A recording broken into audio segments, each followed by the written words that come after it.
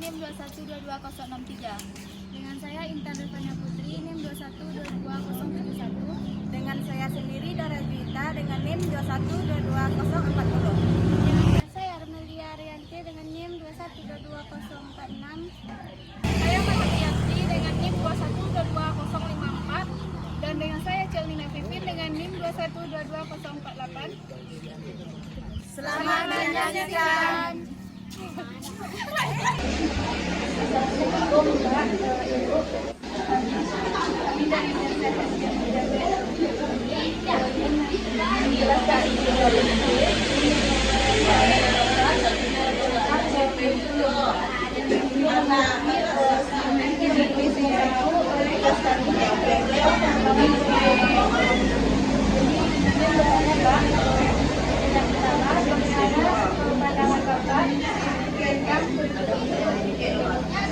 Assalamualaikum warahmatullahi wabarakatuh. Apabila kita coba tengok regulasi yang ada serta undang-undang pendidikan, maka contohnya sebuah lembaga pendidikan adalah kurikulum itu adalah semacam role model atau kerangka bergerak dalam menjalankan proses belajar. Betapa pentingnya kurikulum, tanpa kurikulum maka tidak ada kalau untuk belajar. Jadi intinya penerapan kurikulum itu adalah sebuah aktualisasi dari dunia pendidikan.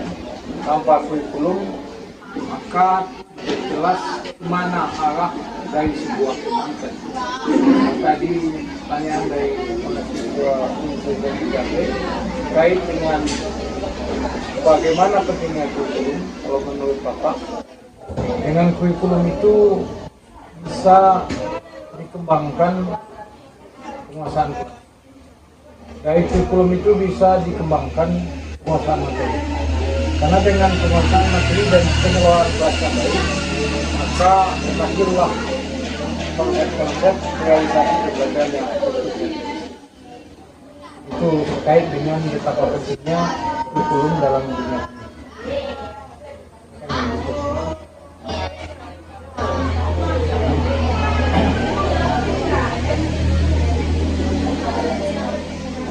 Kalau kita coba tengok rekam jejak kurikulum, intinya kurikulum itu adalah menyesuaikan tuntutan situasi dan kondisi. Jika di Indonesia ini sudah banyak kurikulum, tak lain dan tak bukan itu adalah sebagai bentuk penyempurnaan dari masa ke masa. Banyak kurikulum KBK, kurikulum 84, kurikulum yang ada itu adalah tak lain dan tak bukan lahirnya kurikulum dan revisi kurikulum adalah membaca, mengakomodir dari tuntutan masyarakat. Jadi intinya adalah dari masa ke masa kurikulum itu tujuannya adalah untuk melihat situasi dan perkembangan masyarakat. Maka kurikulumlah menjawab itu dalam dunia. Terkait dengan hari ini sudah mulai dilaksanakan kurikulum merdeka. Lain dan terbuka tujuannya adalah tidak memberikan penekanan dalam dunia pendidikan. Kurikulum merdeka bertujuan peserta didik dan guru di kelas itu intinya adalah fasilitator dan membaca peta masing-masing siswa. Tidak ada pemaksaan, tidak ada model-model yang dibutuhkan, akan tetapi memberikan kemerdekaan berpikir, memberikan kemerdekaan belajar, tapi bukan artian lepas dari kendali begitu saja. Jadi intinya kurikulum dari masa ke masa itu adalah tujuannya untuk bagaimana masyarakat, karena kurikulum itu dibuat, kurikulum itu berancang, kurikulum itu didesain, tujuannya adalah bagaimana masyarakat bisa memberikan respon positif terhadap pembangunan. Jadi kalau menurut Bapak, kurikulum dari masa ke masa itu tujuannya adalah sebagai bentuk membaca situasi dari masyarakat. Karena perkembangan masyarakat itulah yang dijadikan sebagai model dari kurikulum yang berkembang pada masa ini. Itu mungkin sekilas terkait dengan perkembangan kurikulum dari masa ini. Ada yang lain? Ya.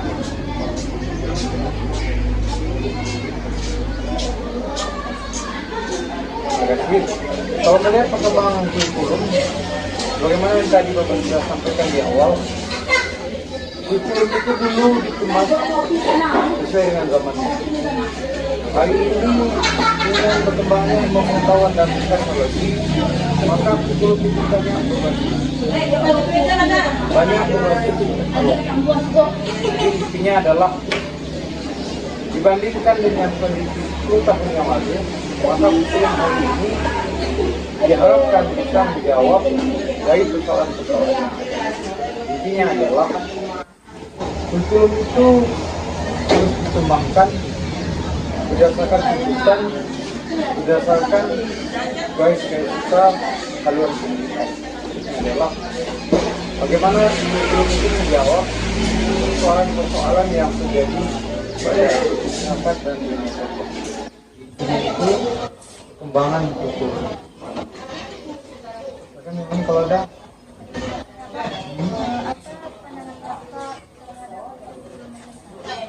terkait dengan kurikulum merdeka yang tataran Dinas dan Kementerian Agama, memang belum banyak yang bisa merealisasikan kurikulum merdeka.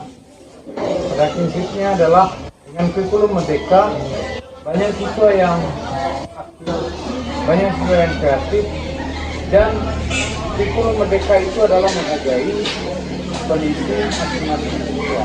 Maksudnya adalah tidak ada pemaksaan hukum, tidak ada pemaksaan dari pelaksanaan hukum. Ini adalah memberikan kemerdekaan terhadap perkembangan kurikulum dan bagaimana seorang itu menyikapi dengan baik kurikulum merdeka. Intinya memang ada plus minus, tetapi kurikulum merdeka itu adalah memberikan kemerdekaan pada peserta didik untuk menyikapi perkembangan kurikulum.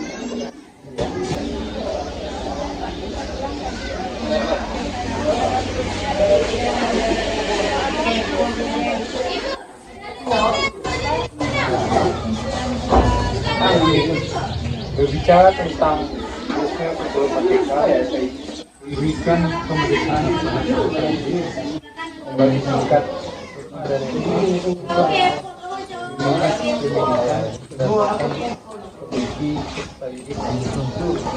kemudian minusnya adalah guru sebagai pendidik kadang-kadang kesulitan untuk merespon kurikulum merdeka karena banyaknya rangkaian siswa yang harus dibaca. Maka guru kadang-kadang mengalami kesulitan dalam memberikan pembelajaran dalam kurikulum. Kalau di Kementerian Agama dari 85.000 di Indonesia yang bisa melaksanakan kurikulum Sumatera Barat kurang ada 8 madrasah.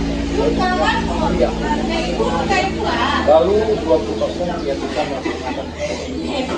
Jadi intinya adalah masih terjadi kondisi sulit untuk menyesuaikan kurikulum.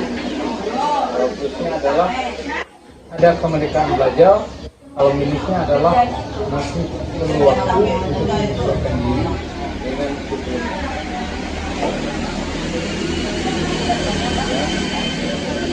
Apa tanggapan Bapak terhadap kurikulum yang berubah dengan ini? Kenal dengan ini sebagai pelaku dan manajemen pendidikan, kita lihat ada sebagian pelaku terhadap ini adalah perkembangan kurikulum itu disesuaikan terhadap perkembangan budaya. Jadi dunia digital itu adalah harapan bagaimana bisa guru dan siswa terhadap perkembangan. Jadi ini adalah kalau menurut kita ubah-ubah kurikulum itu tujuannya adalah untuk membaca untuk meningkatkan perkembangan pendidikan. Tapi kadang-kadang sampai di lapangan dunia pendidikan menimbulkan kebingungan dan pola. Itulah kondisi Papua yang terjadi.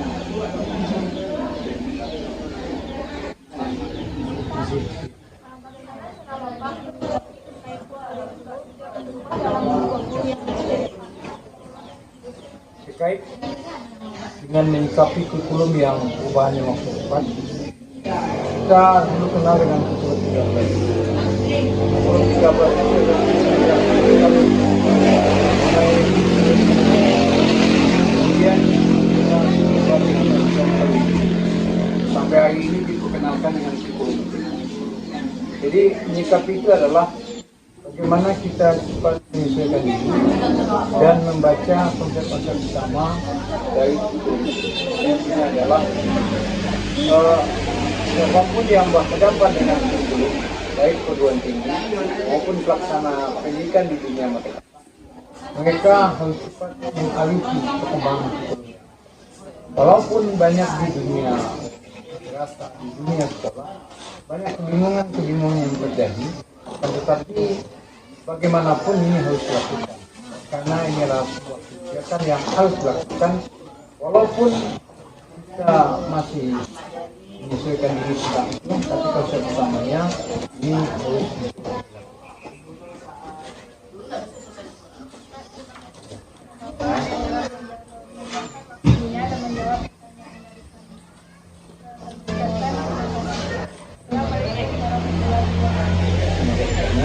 Kalaupun jawabannya belum kuat, belum sempurna Bapak Ibu dalam dalamnya, tapi intinya adalah paradigma pengembangan kurikulum dari masa ke masa itu adalah kesulitannya adalah bagaimana insan pendidik, insan pendidik agak kesulitan menyesuaikan diri. Ini adalah sebuah tuntutan bagaimanapun ini harus dilakukan. Banyak maaf, wabillahi taufiq wal hidayah. Assalamualaikum warahmatullahi wabarakatuh. Selanjutnya dengan Bu Malia ya. Jadi sudah terpotong belum? Berarti tidak jadi dengan Bu Malia.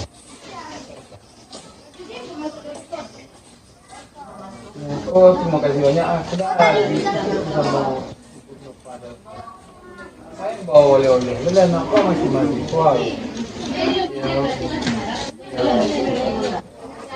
Kamu mau aja. Saya sempurna aja, saya pulang ya.